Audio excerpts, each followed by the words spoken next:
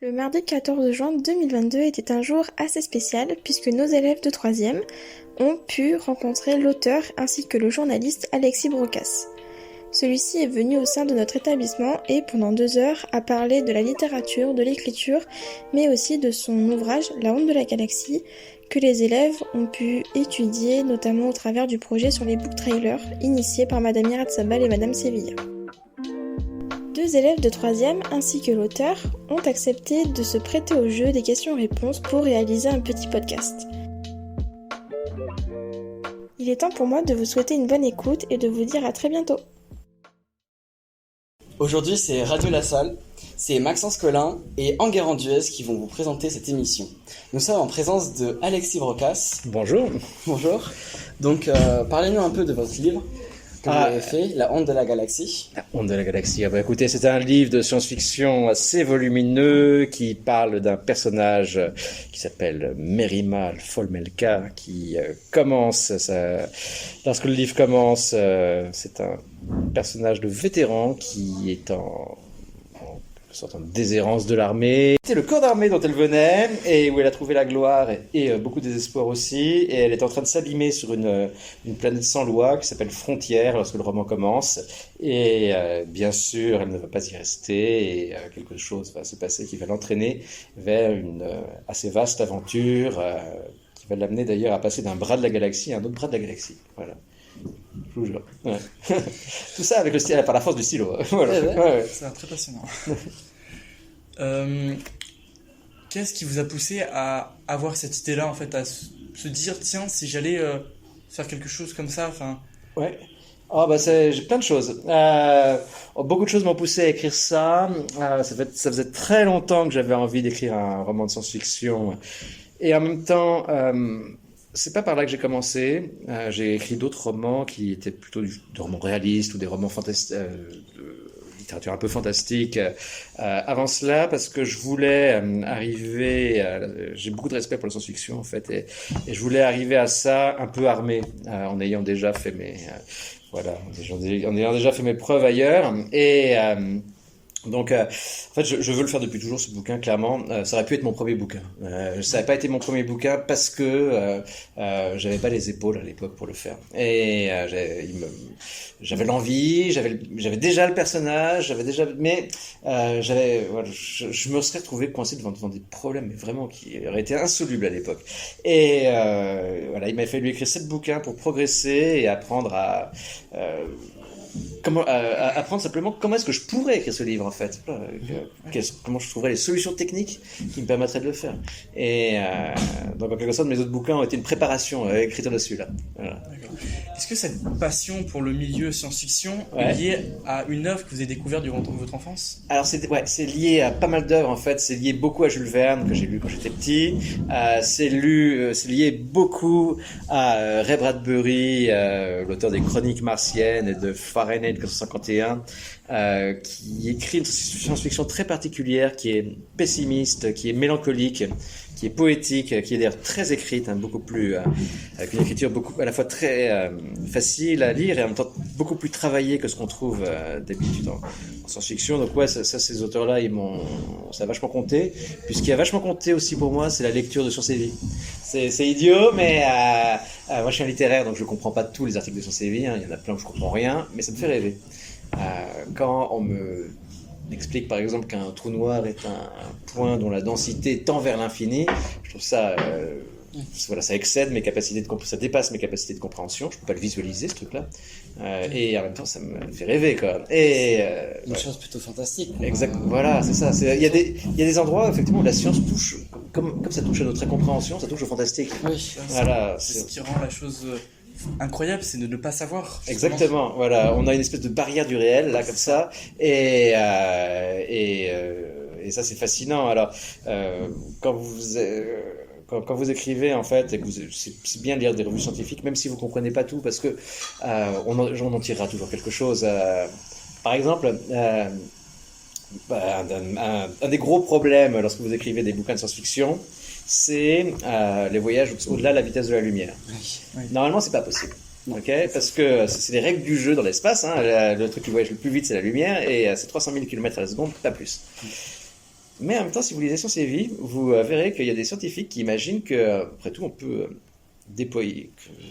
Nous, on peut pas, mais il y a dans l'espace, le cosmos, de l'énergie disponible. Avec cette énergie, on peut s'en servir pour déformer le cosmos. Si on déforme le cosmos, on change les règles du jeu.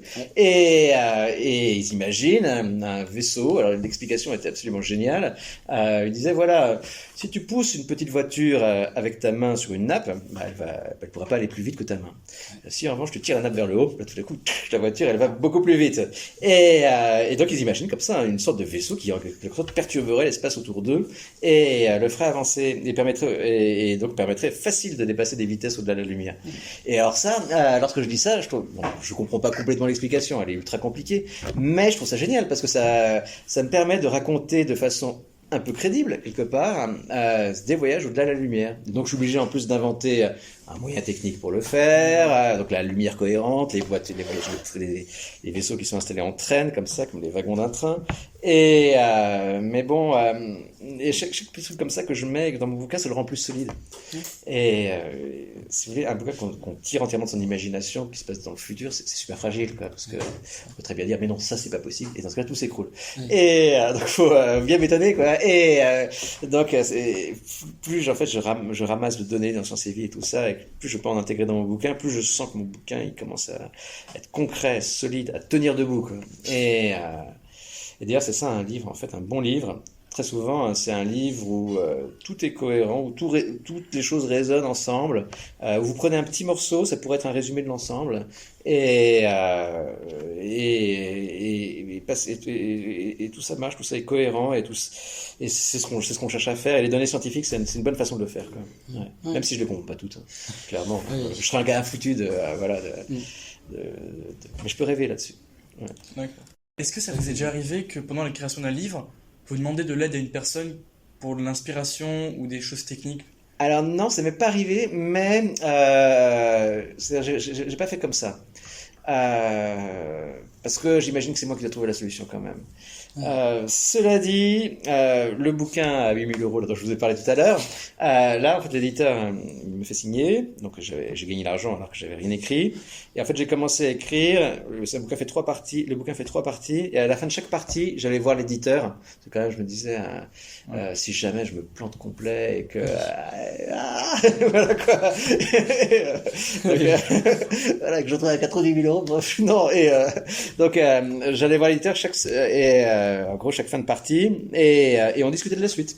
Je disais voilà, je pense que je vais faire ça et tout ça, et je pense que je vais les faire avancer comme ça, ils vont trouver ça, et puis et l'éditeur me disait c'est bien si jamais tu ça me rappelle ça, ou écoute il pourrait faire ça peut-être, et donc si vous voulez voilà, j'allais pas demander un conseil parce que j'étais bloqué, mais je discutais de la suite la suite de l'histoire, voilà, avec l'éditeur, et puis comme c'était l'éditeur qui l'avait commandé cette histoire, bon après tout j'imaginais c'était pas mal s'il pouvait voir, et voilà, et l'idée aussi c'était voilà, comme je viens de vous le dire, de pas lui filer un bouquin qui n'est pas. Et finalement non, rends-moi mon chèque, quoi.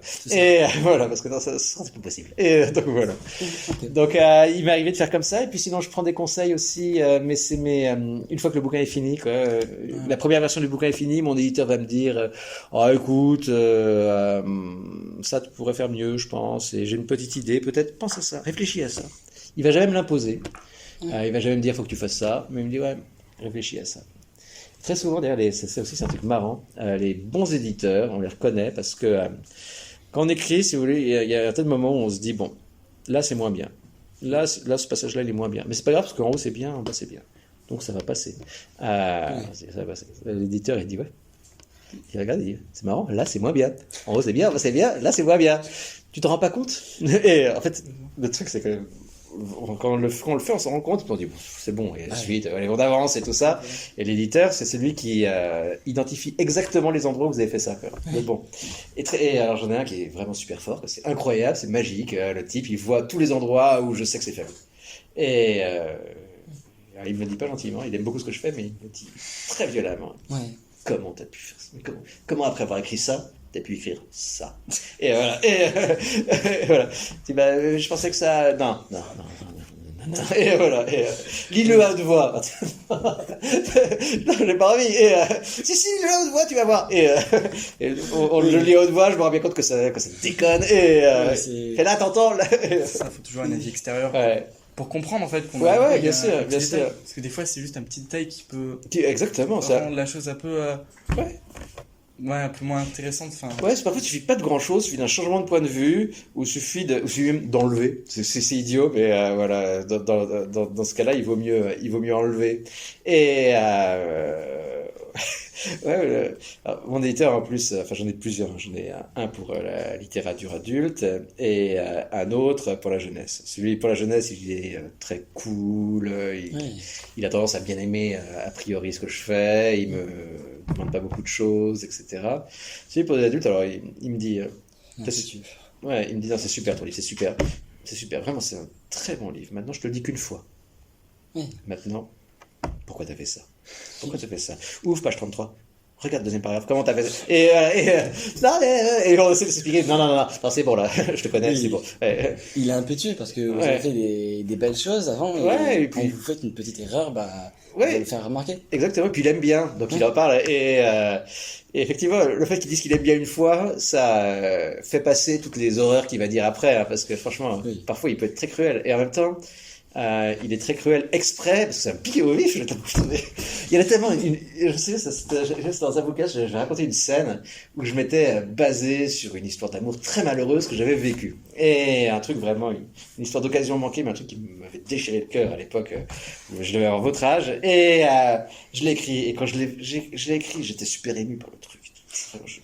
Je vais encore retrouver il lit, il dit, c'est bon là, ça va, C'est bon, c'est pas un enfant. Ouais, voilà. Ça va le mélodrame là, c'est Ça bon. va, c'est bon. Ouais, exactement, c'est ça. Ouais, voilà, exactement. Ça va, c'est bon, tu vas faire des dessins aussi. Hein. Et voilà. Voilà. Non, mais je te jure, j'ai pas pleuré en te disant, hein. J'ai ri. Vraiment, j'ai ri. Ton personnage là, il mérite sa connerie. Hein. Il mérite ce qui lui arrive. Et maintenant, tu vas m'enlever ça parce que franchement, voilà. Ça doit faire mal. Oui, Ouais, non, ça fait mal. Oui, c'est un truc que j'avais vécu. Hein. Donc, vous imaginez. Oui, mais c'est comme quand on raconte un rêve. Nous, on Voilà, est dedans, on est exactement. là, waouh, et quand on le raconte, Et l'autre, ah ouais. c'est bien. Ouais, bien sûr, c'est Oui. complètement différent. Donc voilà, l'éditeur sait mettre le doigt aussi sur les choses qui m'intéressent juste moi, et dont aucun lecteur ne peut avoir quelque chose à foutre, quand même. En fait, c'est ça. Moi, parfois, je vois pas la différence. Hein, surtout si je juge aux émotions que je ressens, et qu'effectivement, c'est un truc personnel. Là, Ouais, voilà. Oui, c'est ça. Et j'ai l'impression, c'était marrant, j'ai l'impression que c'était le meilleur passage du bouquin et tout ça. Et là, des auteurs qui sont très susceptibles et qui disent non, c'est mon style. Tu prends ou tu prends pas mon livre, mais voilà, j'y toucherai pas. Mais je trouve pas ça c'est très malin en fait, parce que ces éditeurs ils veulent le bien du bouquin. ouais. C'est-à-dire, leur but c'est pas de mutiler le bouquin et voilà, c'est pas du tout. Les enjeux sont pas les mêmes que dans la chanson ou je sais pas quoi. Il y a pas autant d'argent en jeu si vous voulez. Un bouquin c'est pas très cher à produire. Et un bouquin clairement ça coûte. On dit qu'au bout de 1000 exemplaires vendus, c'est rentable. Donc vous voyez, c'est vite rentable en fait. Donc voilà. Et s'il fait des remarques pour vous faire travailler, c'est pas pour des questions de parce qu'il imagine qu'il va gagner plus d'argent, c'est pour le bien du livre. Et donc faut l'écouter. Et ça vous est déjà arrivé qu'après la sortie d'un livre qui vous a pris énormément de temps, vous vous êtes dit que c'est bon, vous voulez raccrocher, vous avez plus envie de continuer, ou au contraire ça vous donne encore plus envie de... De temps en temps, je me dis, en fait, j'arrive pas vraiment à m'arrêter parce que c'est un mode de vie. C'est-à-dire que, vous voyez, parce que je suis un peu comme les gens qui font, je compare ça de la muscu parce que ça ressemble quand même pas mal. J'ai des potes qui font des abdos tous les jours depuis qu'ils ont 16 ans, ils en ont presque 50 aujourd'hui, et ils pourraient pas s'en passer. Et c'est pas que leur journée est organisée autour des abdos, mais il faut qu'il y ait ça dans la journée, sinon c'est un problème. Et moi, c'est un peu pareil en fait, il faut qu'il y ait ça dans la journée, sinon c'est un problème. Voilà, vous le ressentez comme un manque. Ouais, je le ressens comme un manque et j'ai l'impression que tout à coup, ma petite raison d'exister est en train de s'estomper, quoi. Et donc, j'écris tout le temps, en fait. Et j'ai toujours des projets de livres en cours. Donc, je m'arrête pas vraiment. Et puis, il y a le journalisme qui me relance tout le temps. Alors, ça m'arrive de m'arrêter à cause du journalisme. Il y a des moments où j'ai vraiment plein de boulot et où là, clairement, je dois consacrer tout mon temps au journalisme. Je peux pas. Ça m'est douloureux, c'est pas agréable. Je garde quand même dans ces moments-là, je regarde je regarde mon bouquin en cours, par exemple, je le garde pendant 20 minutes, un truc comme ça dans la journée, mais c'est suffisant pour le garder en tête un petit peu et y penser. Mais non, je relance tout le temps la machine. Voilà. Mais il y a peut-être un moment où ça va casser, je sais pas. Il y a peut-être un moment où je me dis que, un moment où, voilà, j'aurais plus vraiment peut-être que ça arrivera, un moment où je trouverai plus de projet qui m'excite assez pour que j'ai envie de bosser dessus. J'ai l'impression comme ça que je continuerai toute ma vie. Et en fait, dans le boulot, les écrivains que j'interviewe qui sont plus vieux que moi, c'est exactement comme ça, quoi. Ils écrivent tous les jours. Voilà, et le but, c'est même plus de gagner de l'argent, c'est juste une question d'hygiène personnelle, quoi.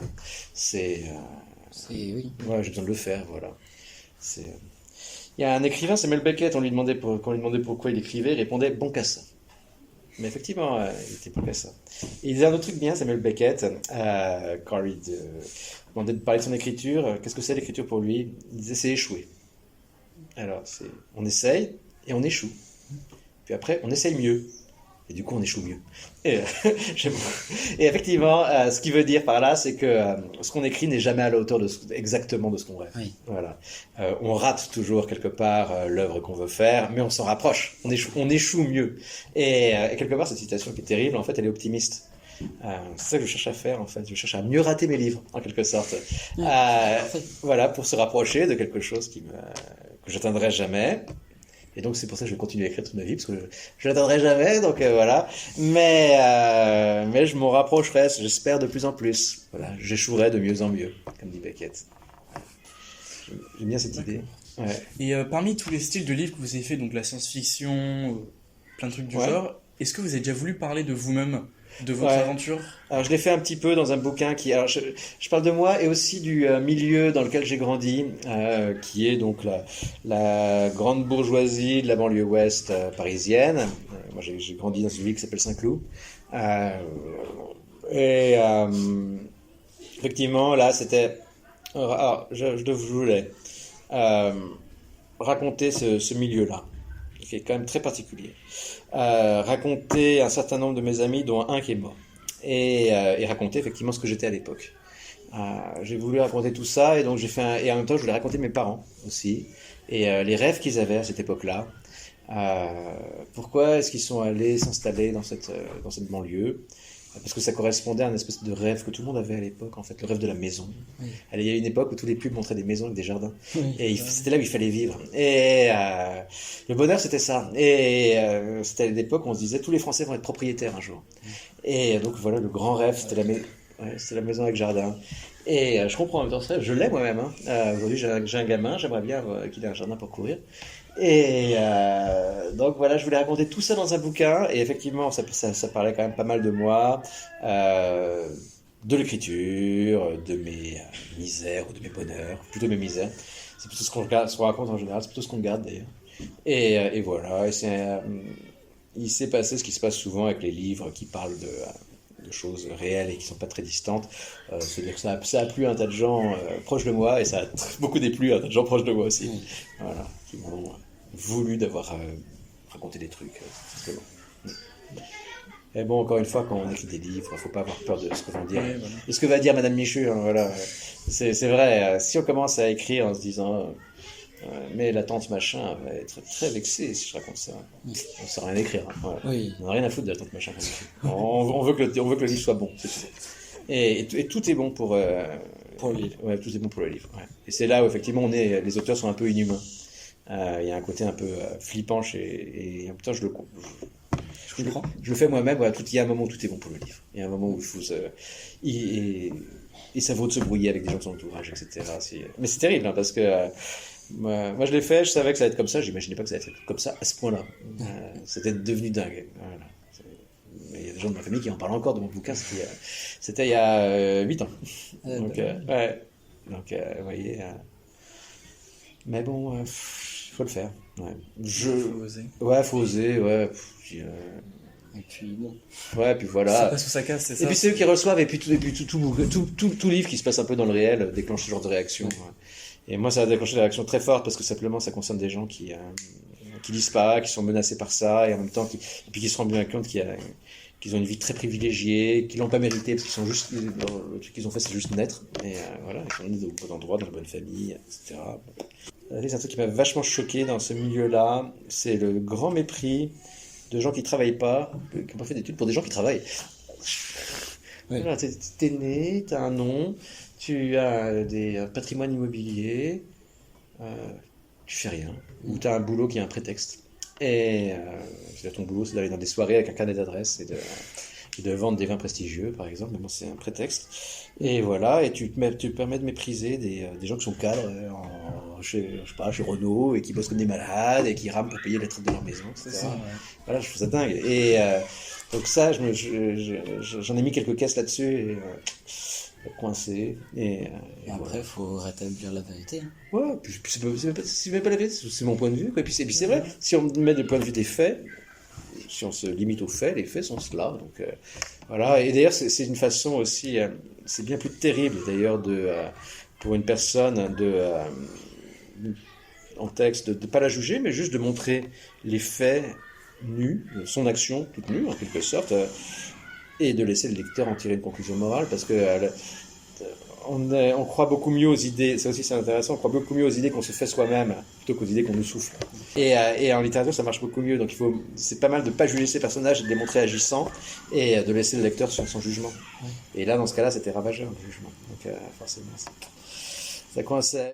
Et comme vous avez dit, vous êtes journaliste aussi, pas à plein temps, mais à... Si, je suis à plein temps. À plein temps. Ouais, clairement. Ouais. Et donc du coup, vous avez dit que c'était essentiellement des livres. Ouais. Ouais, voilà. Et est-ce que parmi du coup tous les livres que vous avez travaillé dans votre métier de journaliste, Ouais. il y en a un qui vous a, comment je peux dire ça, ému, vous étiez ému de l'avoir fait ou pas? Ah, de l'avoir traité, de l'avoir critiqué? Oui, de l'avoir critiqué. Oui, il y en a beaucoup. Parfois, alors là, il n'y a pas très longtemps. Bon, il y a plusieurs façons de faire mon boulot. Il y a la façon confortable, je fais les deux. Par exemple, moi, j'ai des auteurs préférés que j'aime beaucoup, que je suis depuis très longtemps. On sait qu'ils sont bons depuis longtemps. Il y en a un qui s'appelle Mario Vargas Llosa. Bon, il a eu le prix Nobel de littérature. C'est l'auteur sur lequel j'ai fait mon mémoire en maîtrise de lettres. Dès qu'il sort un bouquin, c'est moi qui fais l'article dans le journal, etc. C'est un peu ma chasse d'RD. Et on est tous comme ça, on a tous. Voilà, donc ça. Mais bon, dire que le dernier Mario Vargas Llosa est intéressant, sans doute, quoi. Encore, le boulot que je fais. Mais en revanche, il y a un autre truc que je fais, j'ai moins le temps de le faire là, mais quand ça marche, c'est génial. Et là, ça a marché une fois cette année. C'est d'essayer de prendre des livres de gens pas connus, justement, au hasard, vraiment, de chercher un livre. Alors, c'est pas vraiment au hasard, hein, je cherche un livre qui me plaira. Là, je suis tombé sur un truc. Alors j'étais vachement content, en fait. Je tombe. Ça, c'est un éditeur qui m'a alerté. Les éditions, une maison d'édition qui s'appelle Tristram, qui est une très belle maison d'édition. Publie pas beaucoup de livres, mais ils sont très beaux. Et il m'appelle et il me dit écoute, on a un premier roman. C'est rare, on t'a jamais appelé pour les premiers romans. Hein. Là, c'est le premier roman d'une dame, elle a environ 60 ans. Elle n'a jamais écrit avant. Pour nous, c'est vraiment. Je sais pas, tu me diras ce que tu en penses, mais pour nous, c'est vraiment très au-dessus des premiers livres. Hein. Oui. Le truc, alors, je prends le bouquin. Ça s'appelle Sans plus attendre. C'est le livre est incroyable. Vous voyez l'histoire d'Ulysse et de Pénélope dans l'Odyssée, okay. Bon, ça raconte l'Odyssée du point de vue de Pénélope. Okay. Donc ça raconte, alors c'est très fidèle à Homère, hein, ça raconte bien Pénélope qui tisse sa toile et qui la détisse pour retenir les hommes exactement qui l'assiègent. Sauf que donc c'est absolument fidèle à Homère et en même temps elle rentre complètement dans l'intrigue homérique. Homère dit pas grand chose sur Pénélope. Ouais. Il dit des choses, hein. On sait qu'elle file et qu'elle défait la toile, on sait qu'elle reconnaît pas Ulysse et que c'est le chien qui le reconnaîtra, etc. Mais on sait que Télémaque aussi, le fils d'Ulysse, part essayer de chercher Ulysse, mais on ne sait pas grand-chose de l'histoire de Pénélope, on a que ces quelques lignes, et à partir de ces quelques lignes, cette romancière de 60 ans d'aujourd'hui, elle réinvente l'histoire de Pénélope de façon géniale. C'est-à-dire qu'elle se dit, voilà, sa Pénélope, elle dit, je suis une femme, je suis une aberration, je suis une reine dans un monde d'hommes. Tous ces hommes-là qui assiègent ma couche, dès lors que si je dis oui à l'un, il viendra roi. S'il devient roi, c'en est fini de mon pouvoir. Et si c'en est fini de mon pouvoir, c'en est fini de mon fils. Parce que mon fils est prince. Et c'est comme ça que se règlent les successions dans les familles princières. En aucun cas, mon deuxième mari ne laissera survivre mon fils. Parce que ce sera une menace pour ses propres enfants, etc. Donc voilà ce qui se passe. Donc, quelles sont mes armes en tant que femme? Le seul problème que j'ai finalement, c'est l'attente, le fait d'attendre. C'est pas une super arme. Mais derrière l'attente, il y a le temps. À quoi ça ressemble le temps? Ça ressemble à un tissu qu'on file en quelque sorte. Et chez les Grecs, on le représente comme ça, les Parthes filant les destins. Et il dit, je vais faire cette tapisserie et je vais prendre les hommes au piège du temps. Je vais les coincer Oui. dans le temps, comme l'araignée englume ses mouches dans sa toile en quelque sorte. Et donc il y a toute la réflexion de Pénélope là-dessus. Et ça marche effectivement, elle arrive à les coincer là-dedans. Et, euh, et par ailleurs, alors, dans Homère, on a juste un tout petit détail sur la façon dont Ulysse s'est marié à Pénélope. Comment est-ce qu'il a battu par la ruse? Mais Pénélope avait plusieurs soupirants, elle était fille de roi. Le roi a demandé avait lancé une espèce de concours pour départager les soupirants, et c'est comme par hasard celui qu'avait repéré Pénélope, qui n'avait pas l'air le plus clean et le plus voilà, mais qui était le plus intéressant, et qui gagne pas grâce à sa force, qui gagne grâce à une ruse. Et évidemment, il va devenir Ulysse, etc. Donc voilà, je lis ce premier roman, c'est super bien écrit, hein. C'est écrit dans une langue qui est à la fois, il y a quelque chose de la noblesse du poème antique, et en même temps c'est une langue moderne. C'est un bouquin qui est très féministe et en même temps qui n'a pas besoin de dire je suis féministe pour être féministe. C'est-à-dire qu'il raconte l'histoire de Pénélope dans un monde d'hommes. Et c'est pas plus que ça. C'est pas une réécriture. Vous savez, il y a beaucoup de choses à la mode qui se font. Je prends une vieille histoire et je la réécris à la sauce féministe. Là, c'est pas ça du tout. Roméo et Juliette, par exemple. Oui. Voilà, on peut très bien réadapter Roméo et Juliette aujourd'hui en faisant Juliette un personnage beaucoup plus dynamique que ce qu'il est dans la pièce de Shakespeare, exactement. Et enfin une sauce féministe, là c'est pas ça, et c'est là où c'est génial, c'est en fait qu'il y a une idée qui est quasiment féministe dans Homère, c'est la grande ruse de Pénélope qui arnaque complètement tous ses hommes. Et voilà, et qui les arnaque bien comme il faut. Et elle rentre là-dedans en fait. Et elle rentre à l'intérieur de cette petite donnée homérique et elle l'étend. Et du coup, on a une Pénélope qui effectivement se bat. Alors, c'est absolument génial d'ailleurs parce qu'elle elle fait la psychologie de ses soupirants. Les soupirants, ils sont beaucoup plus jeunes que Pénélope. Mais ils s'en foutent, ils veulent devenir rois un peu. Ce sont donc probablement les fils des Grecs qui sont partis à la guerre. Donc, ils ont grandi sans père. Et en même temps, ils savent que leurs pères sont des héros. Qu'est-ce que c'est que de grandir sans la limite d'un père, mais avec la tête pleine d'histoires de héros? Ça donne des individus qui rêvent de grandeur et qui n'ont pas de limite. Et du coup, à partir de ce que dit Homère, en fait, elle leur invente une psychologie. Et Pénélope joue sur cette psychologie-là, justement pour les arnaquer, en quelque sorte. Et bon, alors, c'est un tout premier roman, c'est exceptionnel de trouver un truc comme ça. Les premiers romans sont jamais comme ça. Bon, la dame a 70 ans et en fait, elle avait déjà écrit avant pour le cinéma des choses qui avaient été tournées et tout. Mais bon, là, j'en ai fait un gros papier dans le journal du dimanche en disant ratez pas ça, c'était un premier roman. Et en fait, j'ai mis tellement le paquet que j'ai un tas de collègues critiques qui ont lu le bouquin. Ils ont constaté ce que j'avais constaté, à savoir que c'est franchement pas commun ce truc-là. Ouais. Ils en ont dit du bien, on en a tous dit du bien. Tout à coup, cette meuf qui était une inconnue complète, elle s'est retrouvée avec 2 pages dans l'IB, voilà, il y a des trucs sur elle. C'est pas du tout en plus si vous voulez, il y a un tas de jeunes romanciers, de jeunes romancières qui sont des produits. C'est-à-dire, vous prenez une jolie jeune fille qui sait écrire, vous lui faites raconter des choses un peu lestes, voilà, et ça fait un très beau produit télévisuel. Ça fait pas un écrivain, mais ça fait un truc qui se vend très bien à la télé. Bon, là, c'est pas du tout ça. Là, c'est une dame de 60 ans, qui a pas spécialement envie de passer à la télé du tout, qui a écrit son livre en y réfléchissant très sérieusement pendant très longtemps, sans doute.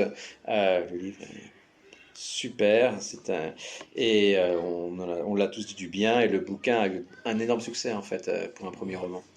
Et cette personne, elle vous a remercié Non, l'éditeur m'a remercié. Elle, je pense qu'elle est trop. Et c'est bien qu'elle me remercie pas quelque part parce que sinon j'aurais envie de lui dire non, c'est moi qui vous remercie parce que vraiment, grâce à vous, déjà j'ai pu faire. Je peux me sentir bien. J'ai l'impression d'avoir bien fait mon boulot puisque j'ai mis en valeur un premier roman que personne ne connaît. Et puis vous m'avez fait passer un super moment et puis vous m'avez fait réfléchir et puis donc voilà, comment dire.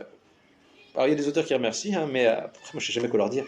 Merci de m'avoir dit merci. Vous voyez Ouais, c'est ça. Vu que c'est eux qui vous ont donné. Voilà, ils m'ont donné le livre quelque voilà. part. Donc, ma critique quand elle est positive, tout ça, c'est un remerciement, bien sûr.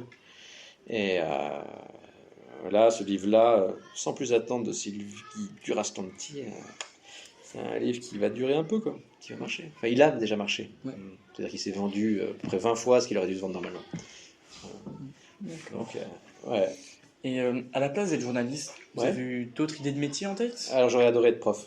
fait. J'aurais adoré être prof, je regrette beaucoup de ne pas avoir été prof. J'ai eu ce rêve à un moment, et puis mes parents m'en ont un peu dégoûté, je sais ce qui est. Ils pensaient bien faire, hein, mes parents, parce que en gros, mon père est avocat d'affaires, voilà, j'ai une famille qui était déjà riche, mon père refait fortune dessus, enfin, voilà, la totale. Mais ils pensaient bien faire en me décourageant d'être prof, parce que pour eux, ils imaginent qu'en fait le bonheur est lié à un niveau de vie. Pour eux, le bonheur est... Après, il leur arrivait d'autres choses après qui leur ont fait comprendre que non, en fait. Mais pour eux, il y avait un truc très important. Ils s'imaginaient que... en même temps, il y a de l'amour derrière ça, hein. C'est-à-dire qu'ils s'imaginaient que non, que si jamais je gagnais pas ma vie, j'allais être finalement malheureux, que j'allais complexer par rapport au reste de la famille, que j'allais... voilà. Et que par ailleurs, les profs étaient ceux qui épongeaient toutes les difficultés de la société aujourd'hui et que c'était vraiment un métier dur. Et donc deviens avocat, mon fils. Voilà, c'était ça, en gros, le speech. Et alors, je l'ai pas complètement écouté, mais je l'ai quand même un peu entendu parce que je suis pas devenu prof, hein. Je regrette de ne pas être devenu prof et en fait, des années après, on m'a proposé d'enseigner un peu à la fac et je l'ai fait au début pour essayer, pour voir. Et ça, c'était il y a 13 ans que j'ai essayé et je continue, quoi. Et j'adore ça. C'est incroyable, j'adore. J'adore enseigner en fait, il y a un truc très narcissique là-dedans. Vous enseignez quoi du coup à la fac? Alors j'enseigne, à la base c'était un cours sur littérature et journalisme, donc le lien entre littérature et journalisme. Il y en a plein, il y a un tas d'écrivains qui étaient journalistes, Albert Camus notamment, un gros paquet. Au bout d'un moment c'est devenu une sorte d'atelier d'atelier de préparation au concours des écoles de journalisme. Voilà, pour devenir journaliste il faut faire la voie royale, c'est de faire une des écoles qui sont reconnues par la profession. Il n'y en a pas beaucoup.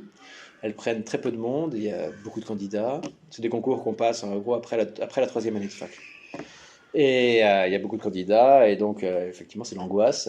Et c'est très dur de les passer sans avoir été renseigné, informé, etc. Donc, j'avais plein de demandes dans ce sens-là. Donc, au bout d'un moment, en gros, mes cours, je leur apprends à écrire ce qu'on appelle des dépêches d'agence, ce qui est la forme la plus nue du journalisme. Ça c'est dur, l'AFP, Reuters, AP, vous voyez pas ce que c'est. C'est les journaux des journaux. En gros, il faut vous dire,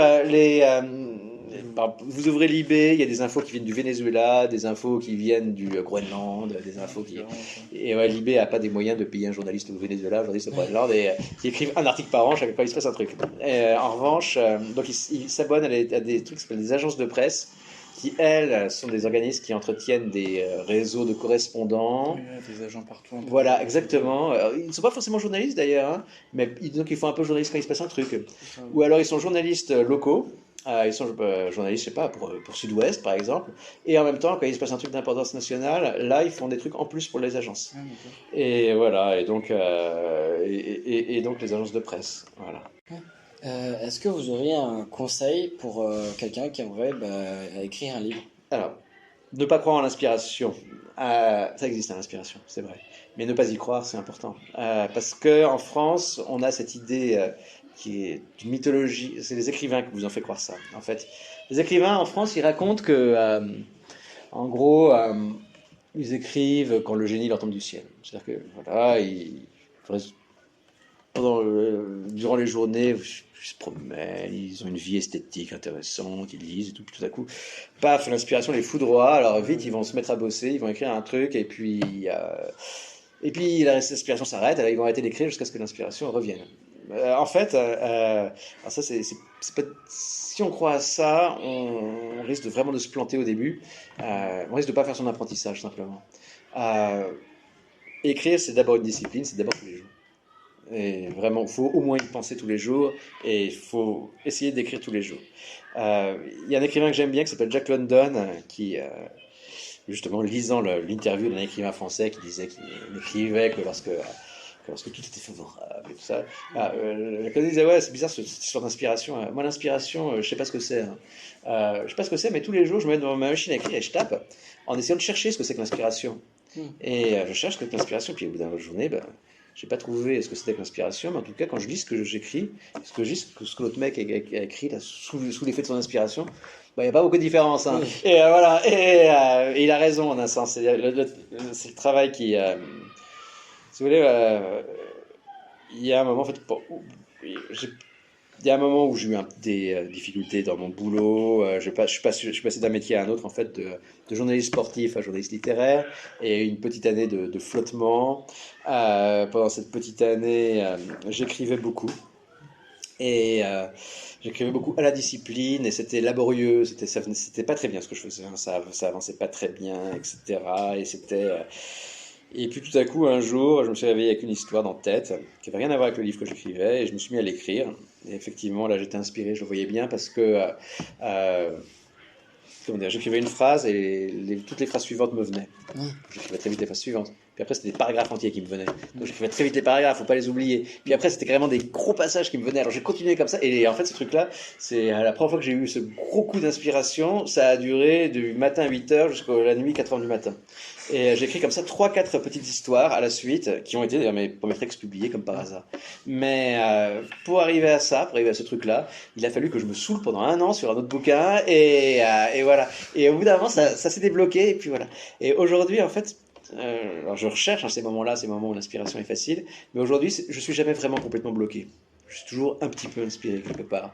Et les moments des espèces d'ivresse, là, comme ça, où on se met à écrire et on s'arrête plus, parce que on a l'impression d'avoir, que je me sorte vers le bouchon d'une baignoire, tout part. Ça, pour connaître ces moments magiques-là, il faut beaucoup écrire, en fait. Et c'est beaucoup emmerder. Voilà. Et en fait, c'est pour ça que je dis que c'est un manuscrit, plus on le fait, plus ça devient facile, plus l'inspiration vient, moins c'est saoulant, même quand on n'est pas inspiré. Vous voyez. Quand on est inspiré, vu que c'est quelque chose qu'on va aimer, on va aller très vite et tout va se déverser. Comme vous l'avez dit, vomir un livre. Voilà, on vomit le bouquin, exactement. Et c'est hyper impressionnant d'ailleurs, parce que tout à coup, on se dit, mais j'avais tout ça à l'intérieur. Et en fait, c'est ça, en fait, d'un point de vue psychologique, c'est très facile à expliquer. C'est-à-dire que pendant que vous soufflez sur votre livre, pendant que vous essayez d'écrire et que ça marche pas, il y a votre inconscient qui travaille. Et vous en rendez pas compte, mais il travaille et il commence à rassembler des trucs les uns avec les autres. Et vous le faites pendant vos rêves, vous le faites à l'arrière-plan de vos pensées, etc. Et à la fin, à la fin, il y a un moment où il balance tout. Et vous vous y attendez pas forcément, hein, mais vous vous réveillez avec un truc en tête. Et c'est ça que vous allez écrire aujourd'hui, même si vous ne bossez pas là-dessus. Et puis ça va sortir d'un coup. Et là, la première fois que ça m'est arrivé, à la fin, j'ai appelé le SAMU. Je peux vous dire, je me sentais pas bien. C'est la première fois de ma vie que j'ai appelé le SAMU. Je me suis levé, je me souviens. J'étais au bord de tomber dans les pommes. Je me sentais vraiment pas bien. Et en fait, j'étais très malade en effet. Et j'avais de la fièvre et tout ça. C'est dingue, hein. Et tout ça dans le cours de cette journée-là. Je m'en souviendrai toute ma vie. Hein. Et ça m'est arrivé, c'était l'année de mes 27 ans. Donc, vous voyez, j'écrivais depuis longtemps quand même déjà. Du coup, c'est à quel âge précisément que vous avez eu le déclic de se dire je vais écrire des livres? Quand est-ce que je l'ai lu? C'est très tôt, ça. Longtemps avant ça. À cause des livres que j'aimais. Mais je me rendais pas compte de la difficulté du truc. Hein. J'avais envie, puis j'étais bon en rédaction, donc voilà. Mais je me rendais pas compte que ce qui est dur quand on écrit un livre, c'est pas. Commencer un livre, c'est très facile. Commencer à l'écrire, c'est facile. Ouais. Ce qui est dur, ce qui est vraiment dur, c'est de travailler dessus et de le faire arriver jusqu'à la fin. De rester cohérent sur le début. Voilà, et puis d'avoir encore du souffle, d'avoir encore l'envie, simplement. Vous voyez, il y a un moment où on se dit, bon, ça me saoule, j'ai envie de passer à autre chose. Et plus on vit dans un monde qui nous incite à tout le temps passer à autre chose. Donc, rester concentré sur un truc comme ça, qui nous déplaît en plus à ce moment-là. Et en même temps, on le fait parce que. Maintenant, je le fais parce que je sais d'expérience que ça va mener sur quelque chose. Voilà. Mais au début, j'ai commencé à vouloir écrire, je pense, vers 11-12 ans, un truc comme ça. Ouais. 12 ans, j'étais sérieusement mis à mordu. Cette année-là, en fait, j'étais en 5e et je suis parti en pension. Et donc là, tout à coup... Ça change. Ouais, ça change. Les livres étaient vachement importants. Forcément, je lisais beaucoup là-bas. Quelque part, j'avais envie de retrouver un monde que j'aimais par l'écriture. Enfin, il y avait beaucoup de choses qui se jouaient là. Donc c'est ça, 11-12 ans. Puis j'avais ces profs qui m'ont beaucoup encouragé. Hein. Mon boulot, je le dois beaucoup à des profs de français qui m'ont vraiment poussé pour que j'écrive en dehors et tout ça. Enfin, qui m'ont beaucoup motivé. Merci à eux. Voilà, sinon je sais pas ce que j'aurais fait. D'accord. Ouais. Mais c'est pas évident, merci pour vos questions. C'est pas évident parce que c'est vrai Mais tout ça, c'est des choses. Alors, j'ai un peu réfléchi, mais jamais de façon très cohérente, justement. Toujours un peu comme ça. Et puis, quand on me met en demeure d'en parler, en fait, quand je me trouve en demeure d'en parler, bah, forcément, je suis obligé de m'expliquer. Je suis obligé de chercher un peu à comprendre ce qui s'est passé à ce moment-là, etc. Donc, c'est intéressant pour moi. Voilà. Un grand merci à vous. Mais c'est très bien. Merci à vous, merci Ouais. pour votre temps surtout. Non, non, c'est impeccable. Merci à vous.